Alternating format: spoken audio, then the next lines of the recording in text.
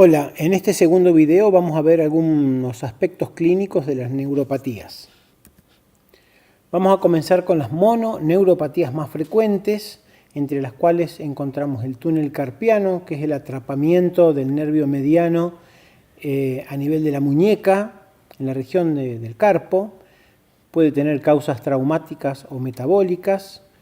Es muy importante por lo prevalente que es, sobre todo en cierta relación de enfermedades laborales, en los diabéticos, en los hipotiroideos, en las mujeres embarazadas.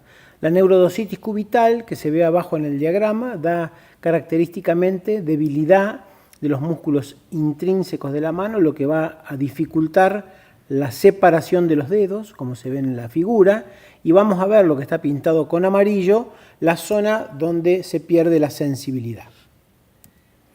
Otra de las mononeuropatías frecuentes, en este caso en el miembro inferior, vamos a ver en una foto la zona que corresponde a la pérdida de sensibilidad referida con una lesión de este nervio, lo mismo que con el compromiso motor que dificulta la dorsiflexión del dedo gordo y del pie sobre la pierna. Por otro lado, otra neuropatía benigna, muy molesta y de frecuente consulta es la neuropatía del fémoro cutáneo, que da, como está en el esquema de la figura, una falta de sensibilidad o sensación de quemazón cuando es un síntoma positivo, o corriente o hormigueo en la cara externa del muslo. Otra de las neuropatías frecuentes es la parálisis facial, que si bien en el 80-90% de las veces corresponde a una parálisis idiopática de Bell, a veces uno tiene que adecuarse al contexto del paciente y no debe olvidar que hay un 15-20% que potencialmente puede ser la manifestación de otras enfermedades como HIV, sífilis, diabetes inclusive, o un inicio de un Guillain-Barré. Aquí vamos a ver la lista con más detalle para que ustedes vean cuál sería el perfil de laboratorio que uno debería solicitar, sobre todo si hay algún factor de riesgo clínico. Dentro del perfil, ya hablando de las polineuropatías, en el cual hay compromiso de múltiples nervios, la forma axonal sensorio-motora es la más común de todas. Se da entre 1 al 3% de la población general, más frecuente en los ancianos, es simétrica, puede ser progresiva y la característica es multicausal, entre las cuales vamos a tener fármacos, problemas metabólicos, tóxicos o infecciones. Cuando sospechamos o tenemos la presunción clínica de una polineuropatía descripta por los elementos clínicos, y axonal confirmado predominantemente por la electromiografía, vamos a solicitar un panel metabólico en el cual vamos a ver las causas usuales que tienen mayor prevalencia en la población general, como las que se ven en el slide.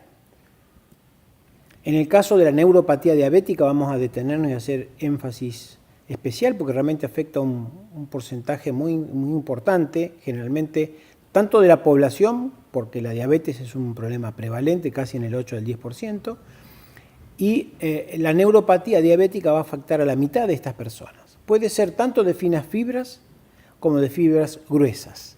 Puede presentarse de diversas formas. Si bien la polineuropatía es la más común, puede darse un síndrome radicular como una ciática, pueden afectarse las fibras finas, con lo cual da alteraciones dolorosas sobre todo, o manifestaciones autonómicas que ya consideramos, y por supuesto que en todos hay que hacer alguna pauta de tratamiento. Vemos que es bastante prevalente en la diabetes. La fisiopatología es variada porque tiene que ver tanto con trastornos iónicos, químicos, de neurotransmisores como metabólicos. Lo mejor es un buen control de la diabetes y el manejo sintomático, que ya lo veremos en 2 minutos. Por supuesto que esto va a ser la neuropatía diabética. Tiene distintas formas de presentación. Fíjense que en el 50% va a ser distal y simétrica, el 30% se presenta como un túnel carpiano, o sea, una mononeuropatía, el 5% de los afectados tienen afectación autonómica o una radiculopatía, como comentamos antes también. Acá simplemente muy rápido para que lo vean con el tiempo que ustedes requieran, haciendo pausa del video, vemos que hay distintos mecanismos que pueden ser los involucrados en afectar la neuropatía y que van a traducirse en manifestaciones clínicas positivas o negativas, o sea, como pérdida de sensibilidad o como aumento de la sensibilidad en el caso de la alodinia o la hiperestesia.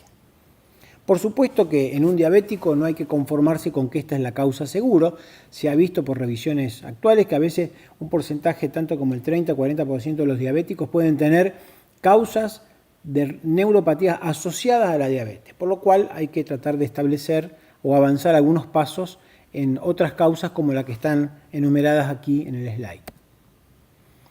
Decíamos que la polineuropatía distal simétrica de tipo axonal es la forma más común, puede ser progresiva y característicamente en el examen vamos a ver pérdida de la vibración, pérdida de la sensación del tacto con el algodón, del dolor con un objeto punzante y la reflexia.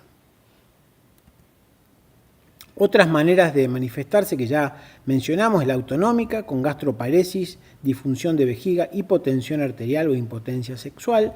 Hay una forma caquéctica que se caracteriza por rápida pérdida de peso y dolor generalizado.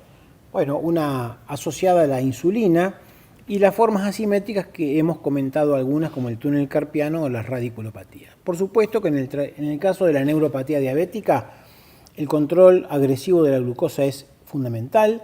El uso de ácido tióctico como preventivo no está demostrado, es muy discutido y no sirve para el dolor. Y el manejo sintomático se refiere sobre todo al manejo del dolor porque es lo único que se puede manejar en el cuadro agudo. Y junto con la diabetes, las polineuropatías dolorosas son las causas más comunes de dolor neuropático. El dolor se da en el 65% de todo tipo de polineuropatía. Y por supuesto que hay un porcentaje importante de causas idiopáticas y las causas más importantes son el HIV o el tratamiento o los tratamientos para HIV y la diabetes. Las opciones del tratamiento de la polineuropatía dolorosa en el caso de la diabetes y para todas las polineuropatías tenemos fármacos de primera línea, como los que pueden ver, o los de segunda línea, así como también uso tópico de lidocaína, capsaicina o clonidina. Dentro del espectro de polineuropatías sensoriales, vemos que pueden tener distintos mecanismos. Los distintos mecanismos se relacionan con las distintas causas. No es la idea de estas pocas diapositivas ser extenso en eso porque es confuso, hay que memorizar muchas cosas que no tienen mucho sentido, solamente hay que obtener la referencia de estos algoritmos, tanto para el diagnóstico como para la confirmación del tipo de neuropatía, como mencionamos en la charla anterior, como para el tratamiento específico. Y fíjense que pueden manifestarse en el caso de las neuronopatías, que son aquellas en las cuales se va a afectar el ganglio sensitivo, puede darse como ataxia, como síntomas positivos o negativos, o sea, algesia o anestesia, debilidad distal y por supuesto que la hipo o arreflexia es característico. En el caso de las polineuropatías hereditarias, ustedes podrán leer en el material que tienen o charlarlo con su docente, pero para mencionar y para que conozcan el Charcot-Marie-Tooth, que es la forma más común de polineuropatía hereditaria, tiene varios tipos. El diagnóstico es genético, es el desorden, fíjese, neuromuscular más frecuente, afectando 1 cada 2.500 personas. Tiene variantes que tienen que ver con los tipos y la forma de presentación va a tener que ver con la variante, más grave o menos grave. Hay formas que se presentan en los niños muy pequeños, otras que se presentan en los adolescentes y es inusual, pero en los adultos puede darse también. Se caracterizan con debilidad distal e hipoestesia, con arreflexia, cuadro progresivo. Lo característico es que la deformidad y la alteración del trofismo neuromuscular hace que se deforme el pie y quede un pie cabo. Y fíjense que la edad de presentación es muy variable.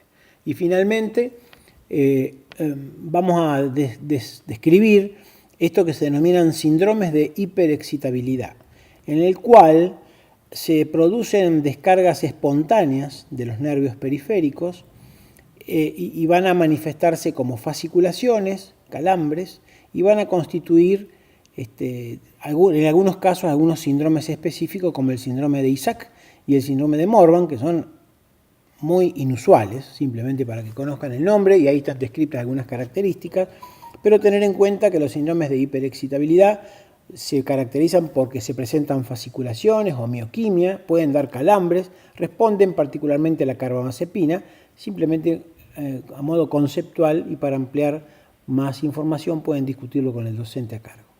Les dejo un saludo y hasta el próximo video.